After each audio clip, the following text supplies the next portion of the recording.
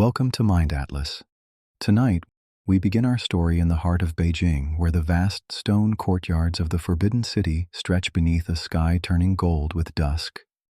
The wind drifts softly through vermilion gates, rustling the leaves of ancient trees and brushing against the red lacquered walls. Lanterns begin to glow in the shadows, flickering in the breeze, casting long, delicate patterns across the marble paths. Beyond those gates lies a world hidden from ordinary eyes, a world of ritual and silence, power and intrigue, where emperors once ruled and history moved behind closed doors. It is here, in this labyrinth of halls and courtyards, that one of China's most controversial figures shaped the course of a crumbling empire. To the west, she would become known as the Dragon Lady, a name that conjured images of cruelty, cunning, and control. But behind the myth is a more complex reality. Empress Dowager Cixi was not born into power. She earned it, claimed it, and for nearly 5 decades held it in her hands. A concubine who rose to become the most powerful woman in China, she ruled not from a throne, but from behind a silk curtain. This is the story of her rise, and of the dynasty she tried to preserve as the world around it changed forever. Let us begin in the stillness of twilight, where red walls meet the fading sky and the echoes of her footsteps linger quietly in the stone. Cixi was not born to rule. She began life as Yehanara, a girl of the Manchu nobility, but from a branch of the family that held little real power.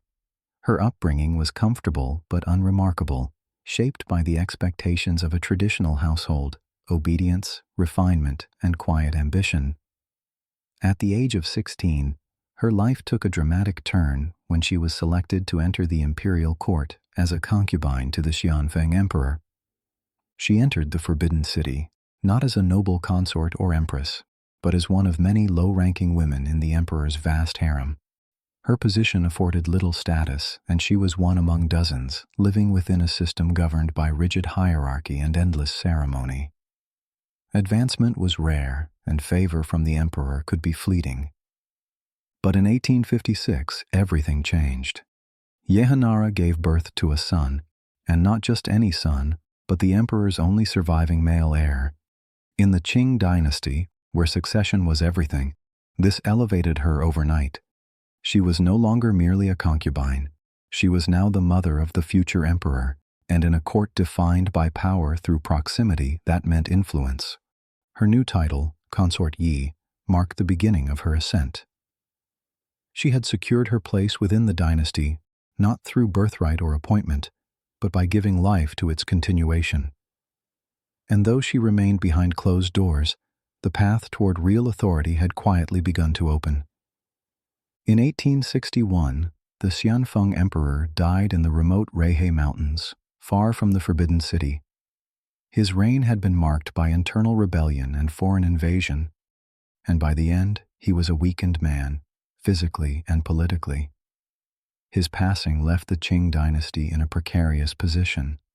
The throne now belonged to his 5-year-old son, the boy Cixi had brought into the world.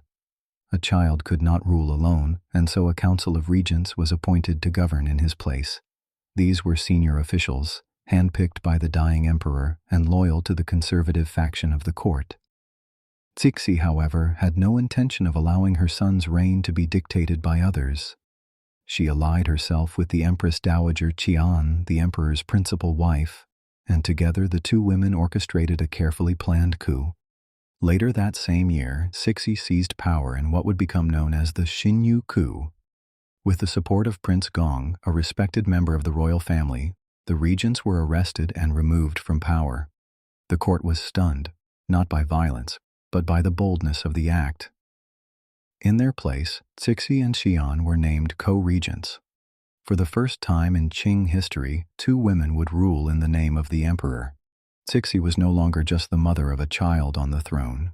She was now the voice guiding the empire, a role she would never relinquish. Although Cixi now held real power, she never ruled from the throne itself. As a woman in imperial China, tradition barred her from taking the emperor's seat. Instead, she governed through a practice known as listening behind the curtain. In formal court sessions, the young Tongji emperor sat visibly before his ministers, while Cixi remained out of sight, seated just behind a silk screen. The officials addressed the boy, but it was her voice that responded, calm and deliberate from behind the veil. It was a symbolic arrangement, but its meaning was clear. The emperor reigned in appearance, but Cixi ruled in truth. From this position, hidden yet central, she began to shape policy, manage appointments, and direct the machinery of the state. Her influence was quiet but absolute, and she wielded it with precision. Even in these early years, her political instincts were sharp. She navigated the fragile balance between tradition and reform, between the conservative scholars who resisted change and the growing pressure to modernize. She studied the court closely, learned who to trust, and moved cautiously but decisively. These were the first signs of a governing style that would come to define her reign. Not impulsive, but calculated. Not loud, but unmistakably in control. In the years following Cixi's rise to power, the Qing dynasty stood on uncertain ground. Internally, China was fractured by some of the most devastating rebellions in its history. The Taiping Rebellion, a brutal, religiously inspired civil war, had already claimed millions of lives and left vast regions of the country in ruins. In the north, the Nian Rebellion threatened the empire with guerrilla warfare, moving swiftly across the plains, evading imperial control. At the same time, the empire faced growing pressure from foreign powers. Western nations, emboldened by victories in the Opium Wars, were carving deeper into Chinese territory and influence. Trade concessions, unequal treaties, and foreign-controlled ports became a daily reality. China, once the center of its own world, was now being forced to engage with, and submit to, the wider one. These crises would have tested any ruler. For Cixi, they became the backdrop against which she would define her rule. She did not command armies in the field, but she appointed those who did. She navigated the tensions between the traditional Manchu elite and reform-minded officials, understanding that survival meant adapting, but only carefully and always on her terms. The court was no longer just a ceremonial space. It had become a battlefield of ideas, and Cixi was at its center. As the empire reeled from war and rebellion, Cixi found herself surrounded by competing factions within the court. Conservative elites, rooted in Confucian tradition, urged a return to orthodoxy and ritual. Reformers, on the other hand, called for modernization, for railways, arsenals, schools, and diplomacy that could match the rising power of the West. Cixi, positioned between them, chose a path of careful navigation. She supported what became known as the self-strengthening movement, a state-led push to modernize China's military and industrial capabilities without abandoning its cultural foundations.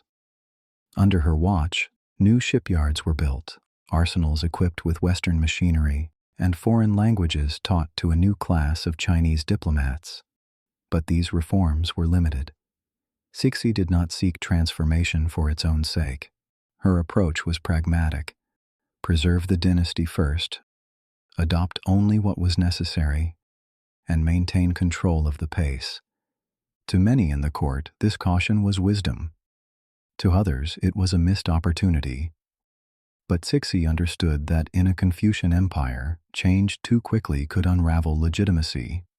She embraced modernity, but always behind the same veil from which she had begun to rule, measured, deliberate, and never fully visible. In the aftermath of war and foreign invasion, the Qing court began its slow return to ceremonial life.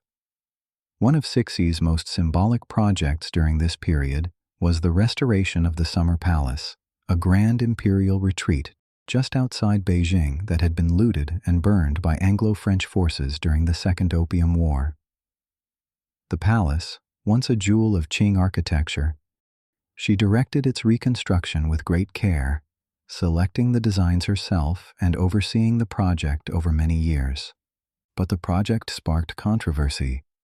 Funds allocated for the modernization of the Navy, including revenue from maritime taxes, were allegedly diverted to pay for the palace's lavish restoration. The resulting scandal fed whispers both within China and abroad. Critics accused her of placing personal luxury above national defense.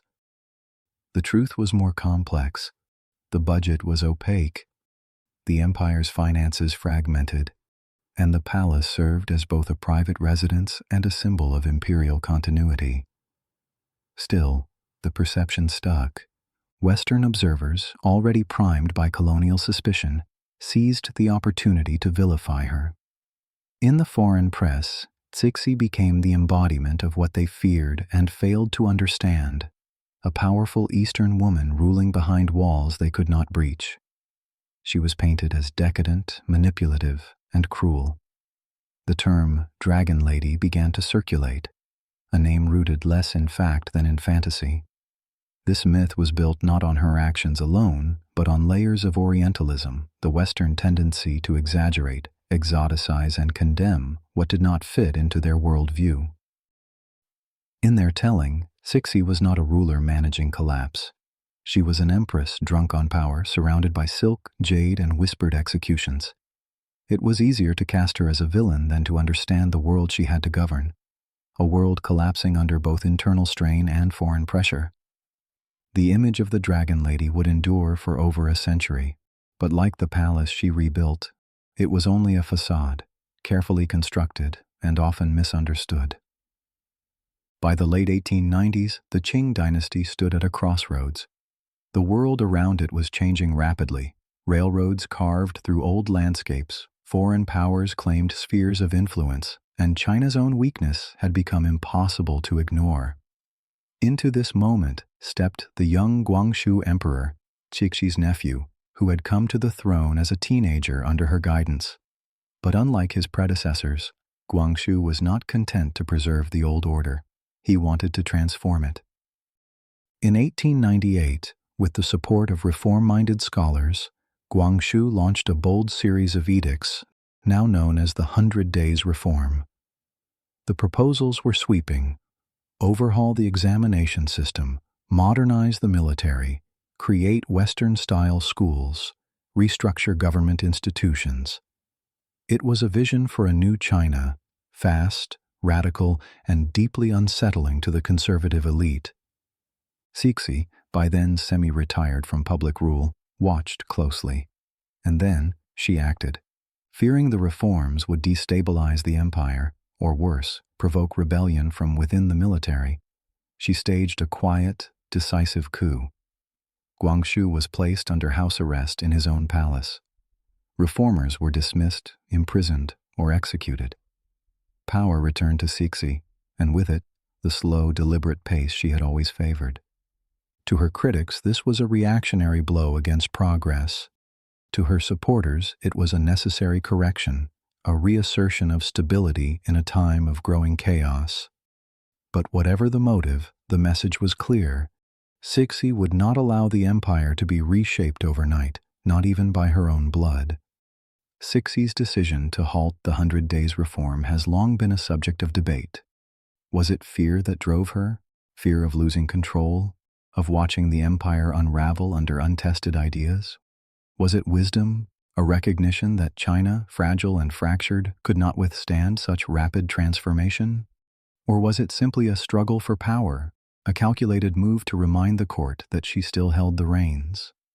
The truth, as always with Cixi, lies somewhere in between. She was not blind to the need for change. She had supported reform before, cautiously and selectively, when it served to strengthen the dynasty. But she did not trust ideology. She trusted control. And Guangxu's reformers, in her eyes, had moved too fast, too broadly, with too little understanding of the balance between survival and ambition. This is where Cixi's conservatism becomes difficult to define. She was a ruler who embraced the telegraph and modern weaponry, yet resisted constitutional monarchy. She built railways, funded schools, and hired foreign advisors, yet clung to the rituals and hierarchies of imperial power. Her vision of change was always tethered to the past, shaped by a belief that China could modernize without shedding its identity. To some, this made her a cautious pragmatist. To others, it made her the greatest obstacle to China's rebirth. What is certain is that in preserving the dynasty, she delayed a transformation that would soon come with or without her. By the dawn of the new century, the pressures on China had reached a boiling point. Foreign powers controlled ports, railways, and trade. Christian missionaries spread through the countryside, often under the protection of foreign soldiers. To many ordinary Chinese, it felt like invasion without war, a slow erosion of their way of life. Out of this resentment rose a violent grassroots movement known as the Boxers. They were not a formal army, but a loose coalition of peasants, martial artists, and anti-foreign zealots who believed they could resist bullets through spiritual possession. Their message was simple: expel the foreigners, destroy their influence, reclaim China. At first, the Qing court hesitated to act, but as the rebellion gained strength, Cixi made a fateful decision. She backed them. In 1900, the Boxers laid siege to foreign legations in Beijing. Western nations responded with force. An alliance of 8 foreign powers invaded the capital. Beijing was occupied. Cixi, the symbol of imperial power, fled the forbidden city in disguise, her court exiled and humiliated. The defeat was undeniable. The empire was forced to sign another round of humiliating treaties, pay massive reparations, and accept foreign military presence in its own capital. It was one of the most devastating blows to Qing authority and to Cixi's reputation. But when she returned to Beijing the following year, she was different. The flight from the capital had changed her. Not just politically, but personally. For the first time, she seemed to grasp that the old ways could no longer protect the dynasty. In the final years of her life, Cixi would not cling to the past as tightly as she once had. The woman who had resisted reform was now preparing to lead it. After the trauma of the Boxer Rebellion and the occupation of Beijing, something shifted in Cixi. Her final decade in power marked a quiet but significant change in direction, a recognition that the Qing dynasty could not survive on tradition alone. She began to implement reforms that, only years earlier, she might have resisted. Modern schools were established to replace the ancient examination system with curricula that included science, foreign languages, and engineering. Students were sent abroad to study, and China's first modern universities began to take shape.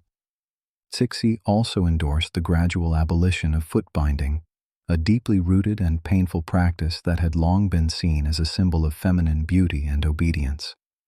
Her support gave the movement a legitimacy it had never had before. For many Chinese women, this marked the beginning of a slow journey toward dignity and autonomy. Even the structure of the state began to change. In the early 1900s, Cixi initiated steps toward constitutional monarchy, promising a national assembly and a framework for limited representation. These changes were small and incomplete, but they signaled something new: an empire and an empress beginning to acknowledge the modern world. But time was not on her side. The dynasty had been weakened by decades of conflict, humiliation, and delay. The reforms came too late to restore what had already begun to unravel. Cixi, once the symbol of resistance to change, was now its reluctant sponsor, trying to steady a crumbling foundation as the walls of history closed in. Cixi's legacy is a paradox. She was both ruthless and maternal. She was fiercely conservative for most of her reign, yet in her final years opened the doors to reform. She ruled from behind a screen, unseen by the public, and yet her presence shaped nearly half a century of China's imperial history. To the West, her image was distorted almost beyond recognition. The name Dragon Lady, coined by foreign journalists and missionaries, reduced her to a caricature, mysterious, manipulative, cruel. It played into colonial anxieties about the East, casting her as the embodiment of all that was feared in a powerful woman from a foreign world. The complexities of her rule, the cultural landscape she navigated, and the genuine crises she faced were flattened into a symbol of decadence and danger. But that myth says as much about the West as it does about her. It reveals how women in power, especially outside the Western mold, are often seen not as leaders, but as threats. It also shows how history can be shaped not just by what a person did, but by how others chose to remember it. Cixi was not easily defined. She was a product of her time, yet often ahead of it. She preserved the empire with one hand and slowly transformed it with the other. Her story forces us to reconsider how we judge power, especially when it is held by women in unfamiliar forms. History rarely allows powerful women to be complex, but Cixi was, and still is, one of the most complex figures in China's imperial past. Her life is not a lesson in good or evil, failure or success, but in endurance, in the constant calculation of survival, in what it means to lead when every path forward is already compromised. The palace is quiet now. Beneath a pale moon, its red walls glow with a soft, faded light. The stone courtyards lie empty, the lanterns dark. The wind moves gently through the carved eaves, brushing past windows once guarded by silk screens and whispered commands. In this stillness, the forbidden city seems to breathe, not with the noise of court ritual, but with memory.